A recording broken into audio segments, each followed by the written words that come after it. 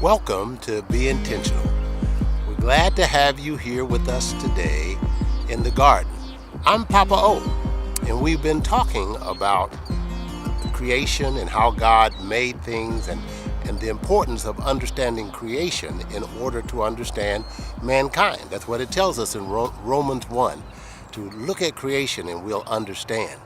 I'm here in the vineyard and it's just beginning to grow. There are little tiny grapes on here that are just beginning to grow.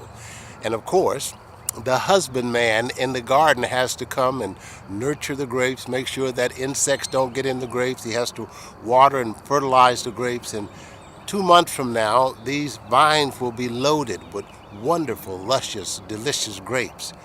But the husbandman took care of them. The husbandman for us is the presence of the Lord. And it's so important that we learn to abide in the presence of the Lord. In His presence is the fullness of joy, and at His right hand there are pleasures forevermore.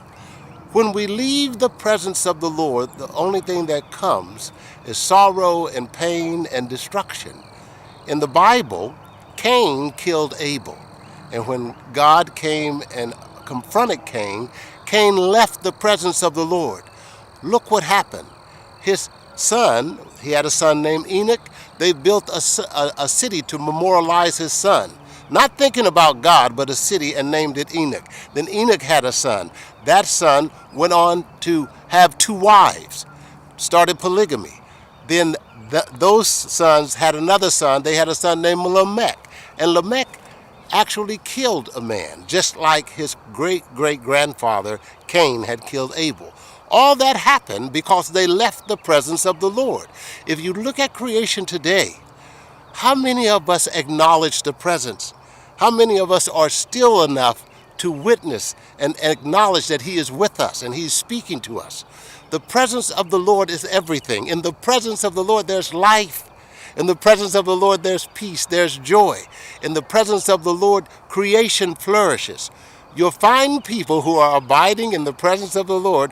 They may be 70 or 80 years old, but when you look upon them, they look like they're 50 because they've been in the presence of the Lord and they're being renewed daily. In the presence of the Lord, there is life. In the presence of the Lord, there's understanding, there's wisdom and revelation. There's so much that He has for us. As the world is turning and things are getting darker and darker, it's very important that we make our habitation the ark of His presence. Just as in the day of Noah, Noah was called to build an ark. We must abide in the ark of His presence and not let anything disturb our peace, nothing disturb our joy. This has been Papa O, encouraging you to be intentional and abide in the presence.